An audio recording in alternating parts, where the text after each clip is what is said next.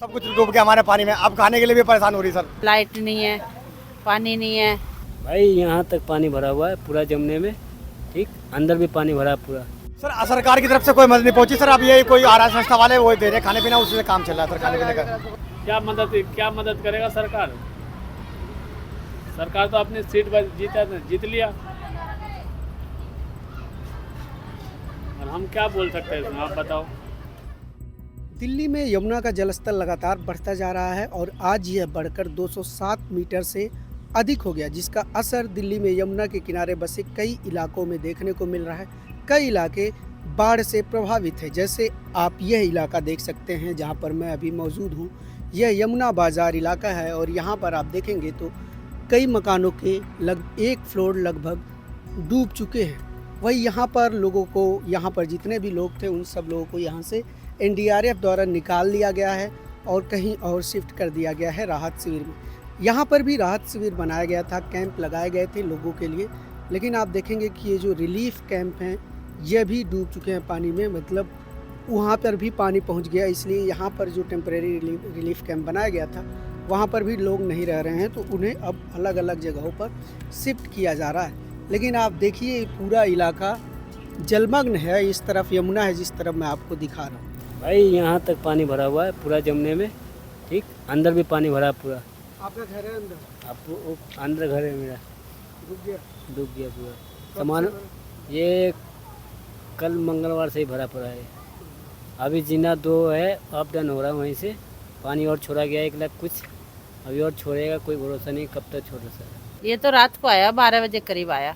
दिन में, हाँ दिन में तो थोड़ा था, फिर रात में ज़्यादा आ गया। क्या क्या परेशानी आ रही है? परेशानी तो बहुत आ रही है। लाइट नहीं है, पानी नहीं है, खाना भी नहीं। मतलब अब बना रहे हैं, जो घर में रखा है वो खा पी रहे हैं। अब दूसरी मंजिल पर रह रहे हैं भैया।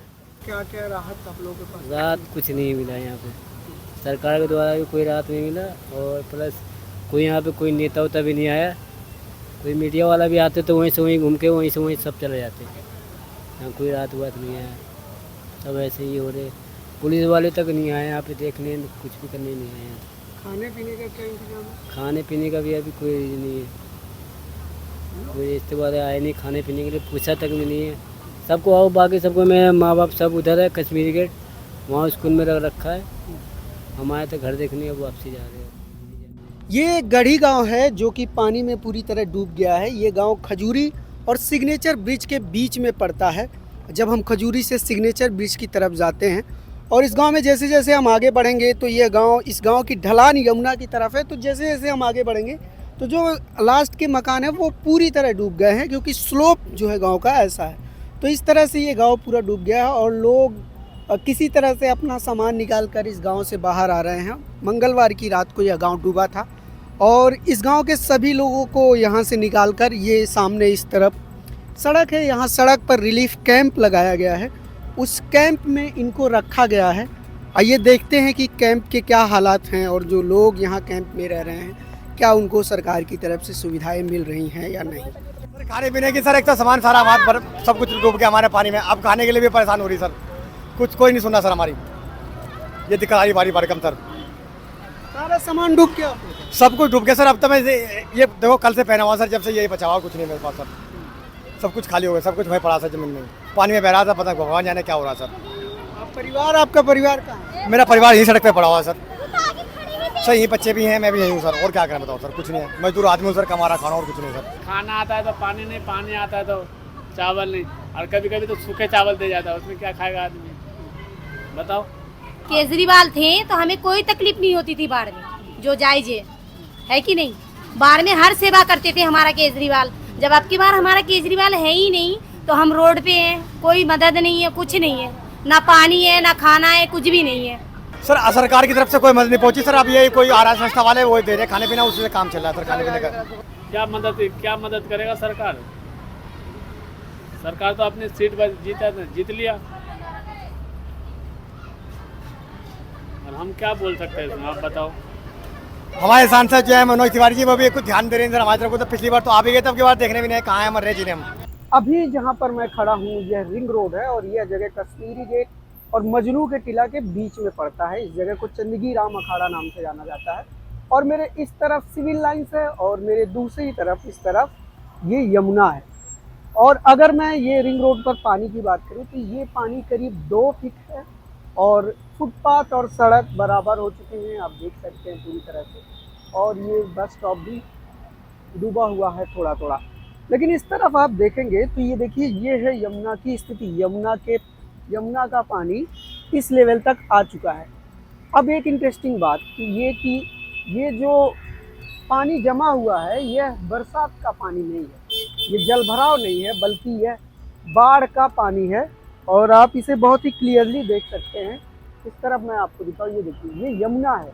यमुना का जलस्तर भी इसके बराबर है, यानी कि अभी रिंग रोड पर 2 फुट और ऊपर कर लिया जाए, इस लेवल पर यमुना का पानी आ चुका है। इसी तरह से मयूर विहार में यमुना खादर के अंदर खेती बाड़ी करने वाले किसानों और उनके परिवारों को वहां से निकालकर इस तरह के राहत शिविर में शिफ्ट किया गया है। आप मेरे पीछे जो टेंट देख रहे हैं, ये वही टेंट है जहां पर इन किसानों और उनके परिवारों को रखा गया है। इस तरह के यहाँ पर 252 टेंट लगाए गए हैं, जिसमें 571 परिवारों के लगभग 3500 से 4000 सदस्य रह रहे हैं। यहाँ पर नॉर्थ ईस्ट दिल्ली के मुकाबले सुविधाएं थोड़ी सी बेहतर है। यहाँ पर फर्स्ट एड की व्यवस्था है, खाने पीने के लिए भी यहाँ पर कई सारे NGO काम कर रहे हैं जो लगातार यहाँ पर डिस्ट्रीब्यूशन कर रहे हैं। लेकिन नॉर्थ ईस्ट दिल्ली में हालत थोड़ी ख़राब है, वहाँ पर इस तरह की सुविधाएं नहीं है। वहाँ पर मैं जितने भी रिलीफ कैंप में गया, वहाँ पर फर्स्ट एड की सुविधा तो मैंने नहीं देखी। हालांकि खाने पीने के लिए NGO आ रहे थे, लेकिन फर्स्ट एड की सुविधाएं नहीं थी। इसके अलावा मोनेस्टी मार्केट, सिविल लाइंस का एरिया और वज़ीराबाद के वो इलाके जो यमुना के किनारे हैं वो अभी डूब चुके हैं। NDRF के मुताबिक अब तक कुल 1150 लोगों को रेस्क्यू किया गया है और पूरे दिल्ली में 4 NDRF की टीमें लगातार काम कर रही हैं, लोगों को रेस्क्यू कर रही हैं। न्यूज़ लॉन्ड्री के लिए अनमोल प्रीतम, मयूर विहार, दिल्ली।